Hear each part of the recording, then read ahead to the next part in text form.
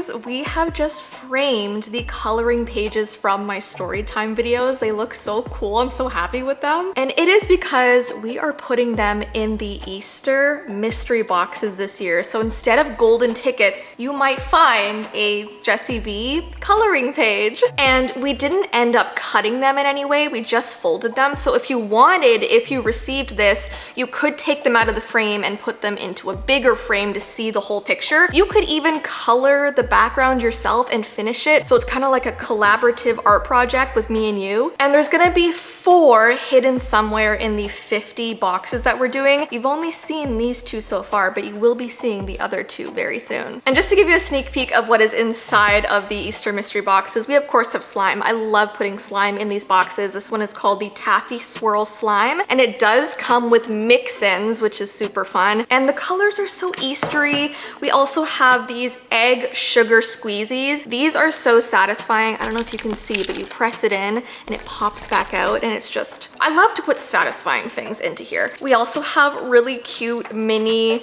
carrot plushies, and they have little eyeballs and they're adorable. We also have little rabbits that hop around. There are so many cute things in this box, so I'm gonna link it down below.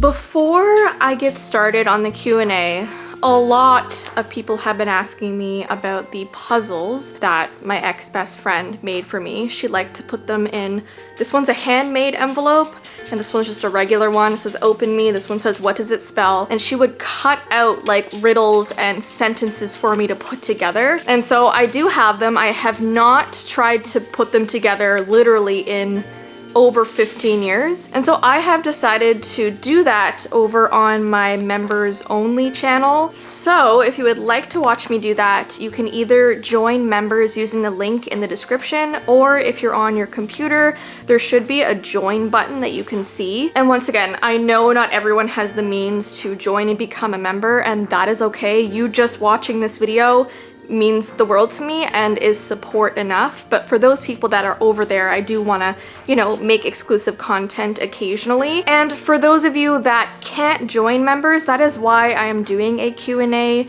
answering the top asked questions about my ex-best friend, just so that you also get some content about that, just to feel a bit more included. I'm trying my best here, but yeah, opening these will be on my members channel. All right guys, so today I'm answering questions about my best friend that went to jail. That video came out a few weeks ago now, and I have never in my entire YouTube career had so many questions being asked on a video. So today I'm going to be answering the top ones, and I have to be honest with you, today is not my best day. I'm feeling really sick, my jaw is really hurting, I'm super tired. So if I seem out of it or not my usual self, that is why. But I still wanted to sit down and film this for you guys because you did have so many questions about things that I guess I didn't properly cover in that video. I am once again using my spooky coloring book, and I have chosen to do a Franken teddy bear. And so I think today I'm going to concentrate on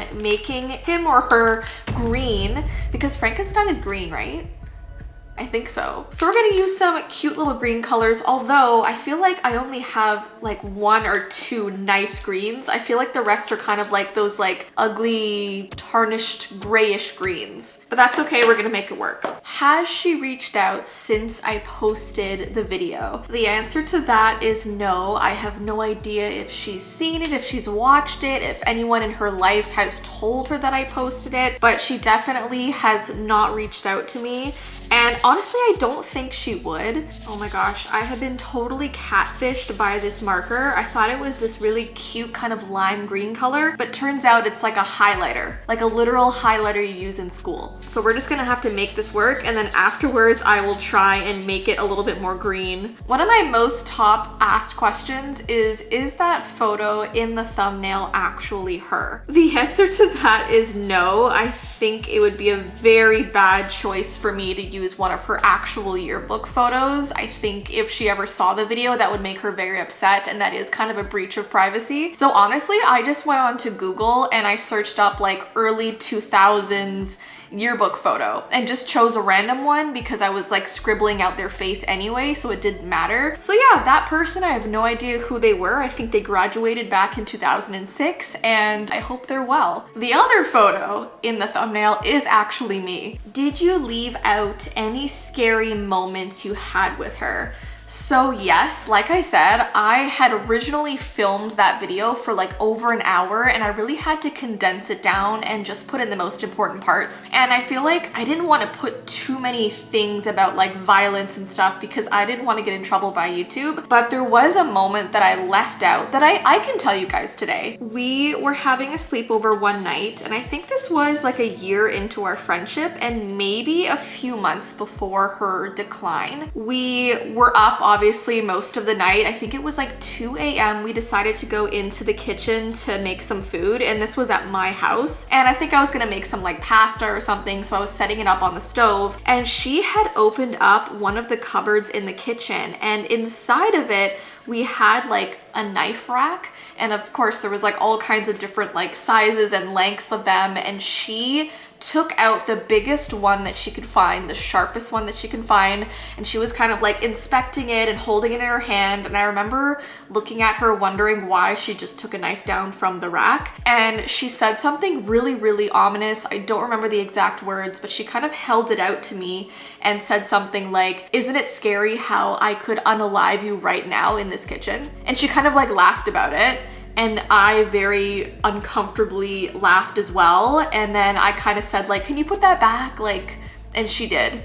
And that was it. And I remember feeling so freaked out by that, but I just thought it was a one-off because of course it was before all of her scary like diary entries and like I said, her decline, it was before that. So that was kind of like one of the first really, really big red flags and stupid old me ignored it. But once again, like I was 16 years old and I feel like as teenagers, we don't really make rational decisions and we don't really see like the bad things in people, especially our best friends. I thought she was just like joking. I thought it was like we were tired up at 2 in the morning and she was making some silly choices and the joke didn't land. What were her parents like? I got this question a lot. I guess you guys are wondering if maybe her home life contributed to how she acted and how the attack happened in the end.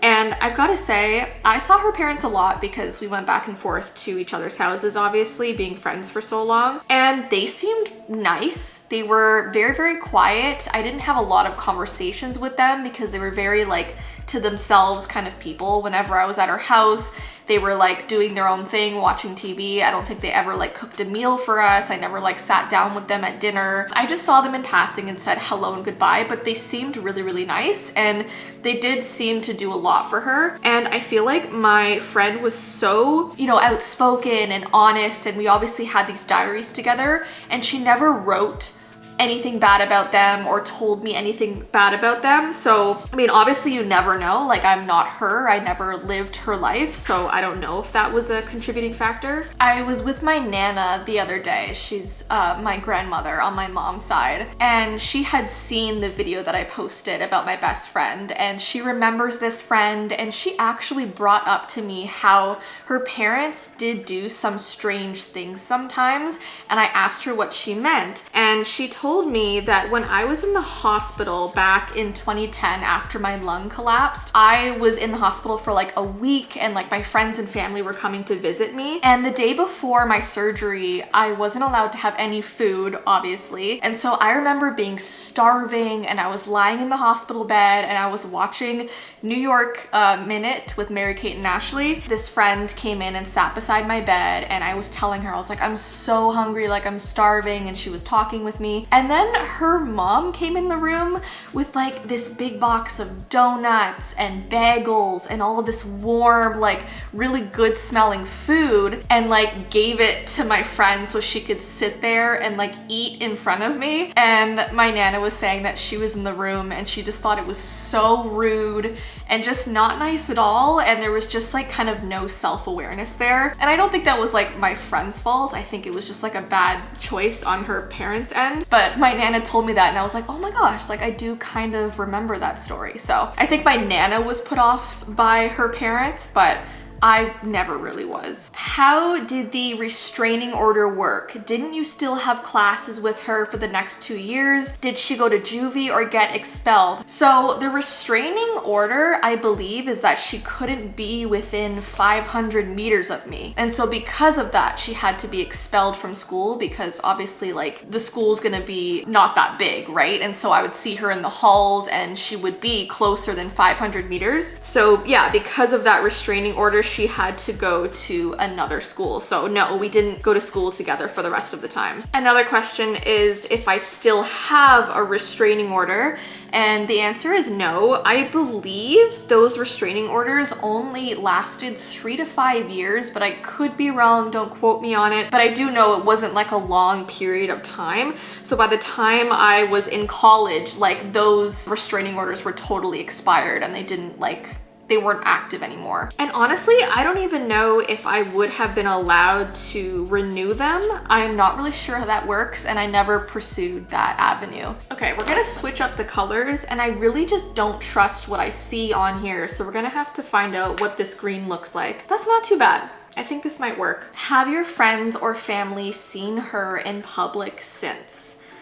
So we're gonna call my best friend who went to jail R, and we'll call this new friend that I made in grade 12, Haley. It's not her actual name, I just had to come up with something. So I had become really close to Haley in grade 12, and I had opened up to her about everything that I had gone through with R. I told her like I had a restraining order and that I couldn't see her anymore. And one day my new friend Haley asked if I wanted to go to a music festival with her, and I said no, because at that point, like I was still having a ton of anxiety and I just wasn't really up for it. And I'm really glad that I said no, because Haley went to this music festival with a bunch of friends. One of her friends invited R to go with them. Haley was telling me how it was really strange because as soon as R saw her, I think she knew that I was friends with her, and they were staying in like a hotel room, and R went and like sat in the corner of the room with like her hair down in front of her, her hair like in her face, like just really uncomfortable, not talking to anybody. And then eventually R called her mom to pick her up from the music festival. And Haley was just telling me that it was super weird because they were trying to like include her and be nice to her, but she was just sitting in the corner like with her hair over her face, not talking to anybody. And honestly, thinking about this story now, I just feel like R was probably very, very uncomfortable knowing that my new friend was there. And it was just a really awkward dynamic. So I don't even really blame her for asking her mom to pick her up. My friend Haley was just saying that it was just very strange that she was like unresponsive and not talking to anybody. What would you do now if you ran into her? Would you just leave wherever you are? What if she tried apologizing or explaining? Honestly, I feel like it's one of those things where you don't really know what you would do until you're in the situation. I truly don't think I'll ever run into her. I think, although I don't know, maybe. And the thing is, if we did run into each other, like let's say in like a line at the grocery store, I think we would make very brief eye contact and then just not talk to each other. I can't see us like saying hello, or I can't see her trying to explain to me her side of the story. I just see us like briefly and awkwardly making eye contact and then just kind of going about our lives. I just feel like there's nothing really left to say, and it happened so long ago that it would just be like an awkward encounter that we would just move on from. I will say that if for some reason she tried apologizing, I would accept that apology. I feel like at this point in my life, there's no hard feelings. I've gone to therapy. I think we can all grow as people. And if she genuinely felt like she needed to apologize, if she saw me in public, I would accept it and I would just move on. Would I be her friend again? No. I feel like certain things happen in your life to show you who is not supposed to be in your life, but I would 100% forgive her and move on. I think that's a healthy way of looking at it, and I think people deserve forgiveness if they're truly sorry and if they've truly worked on themselves. This is starting to look like a Franken version of Good Luck Bear from the Care Bears. Did she go to a psych ward after the attack? So yes, I don't actually think I mentioned it, but the police actually first took her to a psych ward in the hospital to be evaluated, and she was only there for a few hours, and she saw a psychologist and she was let go. They didn't deem her unwell enough to stay in the hospital, so she was taken right to jail. She actually wasn't admitted there. How long was she in jail? So not long at all, especially because we were minors. We were only 16 at the time. So honestly, I think it might have even have been days until she was let out, but I don't exactly remember. I feel like it was such a blur at the time. I was going through so much. I was getting treatment for my anxiety, and I didn't really ask about those things because I didn't want to know. I was trying to move on the best that I could, but all I can tell you is that it wasn't long. Was there a history of mental illness in her family that you know about, like psychotic breaks, schizophrenia, depression? I don't know. I'm sure she used to tell me about stuff like that, but I honestly have no idea. The only thing I know is that someone in her family had schizophrenia, and she frequently would write about that in the diary, and she kind of became obsessed with that mental disorder and would write about it all the time and would research about it. Yeah, she kind of became obsessed with the idea of it, but I don't really know much about that family member and can't make assumptions. I feel like I want to use one of the darker greens. This one's kind of blue. I don't know if we want to do that. Maybe I'll go with this one. Did you ever figure out how she found your number and started texting you after the attack? So I guess I didn't really make that part clear. After the attack and after she went to jail, I actually just deleted her number off of my phone. So when I got that random text a little while later, I didn't realize at first it was from her because I had removed her number. So it just came up as like a number on my screen that at first I didn't recognize. So it's not that she found my number, it's that she always had my number in her phone and just hadn't deleted it like I did. So she was able to easily text me. What I should have done is I should have blocked her instead of just like deleting her number, but you know, 16-year-old Jessie wasn't making the best decisions back then. I think we're gonna add in some pink for a pop of color for the bow and for the heart-shaped eye patch. Have you ever tried looking her up just to see how she's doing, or do you just let that go and hope that she's doing better? I definitely hope that she's doing better. No, I haven't looked her up to see how she's doing. I think maybe a couple years after the attack, my friends occasionally would like send me something they saw on social media, or maybe had mutual friends of hers and would kind of be like, oh, just so you know, this is like what's going on. But that was, oh my gosh, that was over 10 years ago. So no, I feel like it wouldn't benefit me to try and look her up and see how she's doing, because like what's really the point, right? All I can do is hope that she's doing better, and I feel like it doesn't help me move on if I'm like lingering on the past and spying on people. Like, what's really the point of that? Obviously, like, it's only natural to feel curious, but I cannot feed into that. Anyways, guys, those are all the questions I'm going to be answering today. I really do like these sort of like chill, sit down, color with me videos, and there are a lot of stories that I could tell you while coloring that are sort of like behind the scenes of things that were going on in my life while I was making YouTube videos. Like, there was things that happened behind the scenes when I was on tour, crazy things that happened while I was filming a TV show, and just things that I never made public, but because so much time has gone by, I feel like once again, it's kind of therapeutic to finally talk about it and to just tell you guys like crazy story times that happened that you didn't know about that may be okay to talk about now. I don't know, we'll see. Obviously I have to be careful like what kind of information I'm giving out, but I feel like with these chill sit down videos, it almost feels just like natural and like I'm talking to friends and family. And you guys are so non-judgmental. Like, all of your comments have been so sweet and understanding. And yes, there have been the occasional comments, especially like with my best friend video that I did, where people like don't believe me and they think that I like made up the diary pages and stuff. And like, like, I can't control what people think, right? Like, I just have to accept that that's what it is, and that I just have to be thankful that most people are understanding and believe me and have been really supportive and have offered really great advice and thoughts, and those are the people that I'm happy to call my audience and to surround myself with. So thank you guys. I'm gonna finish this up. I'm gonna add some shading, and I will see you after.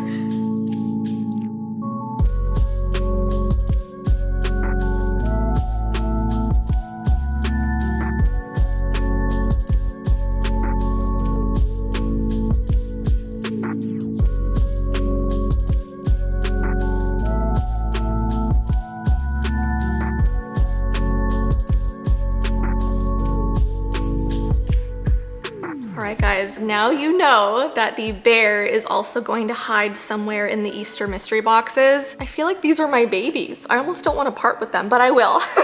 Anyways guys, we are gonna go for dinner right now because Ty's parents got us a $100 gift card to the keg, and I love the keg. So let's get going.